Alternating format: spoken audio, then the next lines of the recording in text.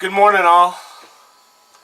Today is Saturday, the 15th, and I was scheduled to leave tomorrow, but I have found out from the Parks and Recreation Department and the Fire Department in Hannibal, Missouri, that the ramp that I want to put in at is closed because the water's too high.